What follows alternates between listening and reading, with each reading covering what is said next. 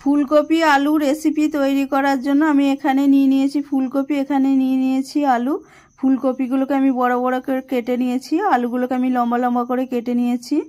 এবার গ্যাসে একটা কড়াই বসিয়ে নিয়েছি, তাতে দিয়ে দিয়েছি জল।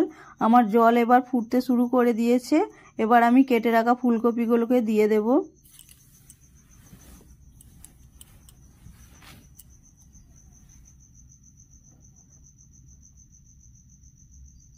এবার আমি দিয়ে দেব হাফ চামচ লবণ। এবার আমি দিয়ে দেব হাফ চামচ হলুদ।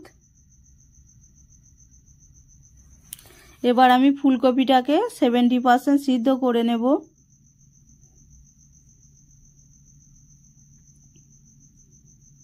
দেখুন আমার ফুলকপিটা 70% সিদ্ধ হয়ে গেছে। এবার আমি ফুলকপিটা তুলে নেব।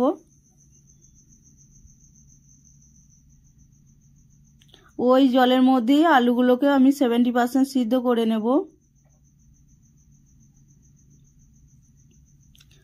আলু সিদ্ধ হয়ে গেছে, এবার আমি আলুগুলোকেও তুলে নেব। এবার গ্যাসে একটা কড়াই বসিয়ে দিয়েছি, তাতে দিয়ে দিয়েছি সরষের তেল। এবার আমি ফুলকপিগুলো ভেজে নেব।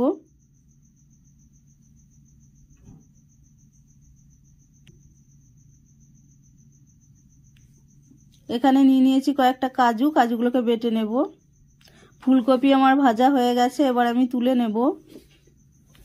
এবার ওই তেলেই আলুগুলোকে আমি ভেজে নেব। দেখুন আমার আলু ভাজা হয়ে গেছে, এবার আমি তুলে নেব। আর আলুগুলোকে লাল লাল করেই ভাজতে হবে।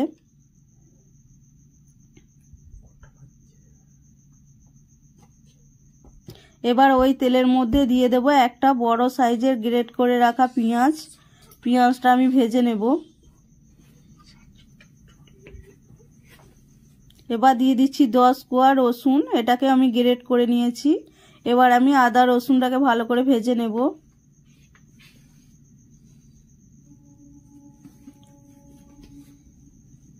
এবার আমি দিয়ে দেব একটা বড় সাইজের কেটে রাখা টমেটো। টমেটোটাকে আমি নেড়ে নেব। এবার আমি দিয়ে দেব লম্বা লম্বা করে কেটে রাখা গাজর। গাজর আর টমেটো আমি ভালো করে নেড়ে নেব।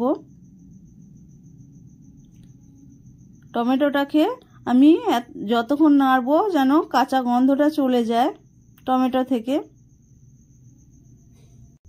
এখানে আমি কিছু মশলা নিয়ে নিয়েছি। এখানে নিয়ে নিয়েছি 1 চামচ হলুদ, এখানে নিয়ে নিয়েছি 1 চামচ কাশ্মীর লঙ্কার গুঁড়ো, এখানে নিয়েছি 1 চামচ ধনে গুঁড়ো, এখানে নিয়ে নিয়েছি হাফ চামচ জিরে গুঁড়ো।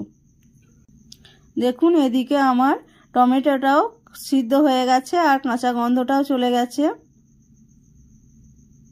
এবার আমি দিয়ে দেব 1 চামচ আদা বাটা। আদা বাটাটাকেও দিয়ে আমি ভালো করে নেড়ে নেব।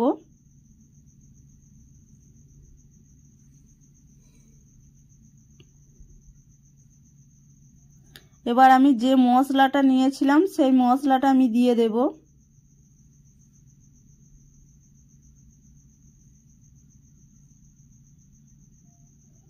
মশলাটা দিয়ে আমি কিছুক্ষণ নাড়াচাড়া করে নেব।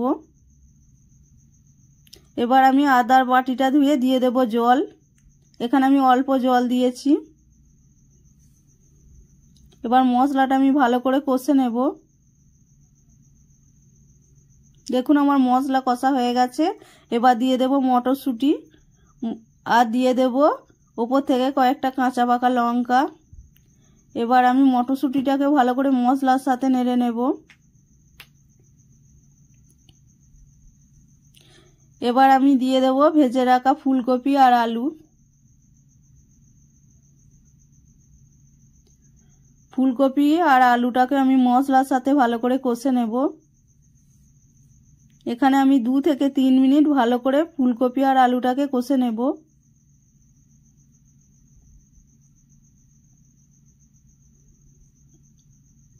দেখুন আমার ফুলকপি আলু 2 থেকে 3 মিনিট কষা হয়ে গেছে। এবার আমি দিয়ে দেব জল। এখানে আমি অল্প জল দিয়েছি কারণ ফুলকপি আর আলু 70% সিদ্ধ করা হয়ে গেছে। এবার আমি দিয়ে দেব লবণ। লবণটা একটু কমই দিতে হবে কারণ আমি ফুলকপি আলু সিদ্ধ করার সময় লবণ দিয়েছিলাম। এবার আমি দিয়ে দেব হাফ চামচ চিনি। এবার আমি এখানে 3 মিনিট ফুটিয়ে নেব ফুলকপি আর আলুটাকে দিয়ে।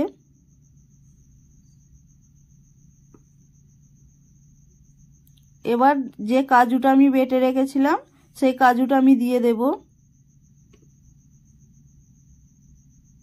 কাজুটা দিয়েও আমি 2 মিনিট ফুটিয়ে নিয়েছি। এবার আমি দিয়ে দেব ওপর থেকে ধনেপাতা।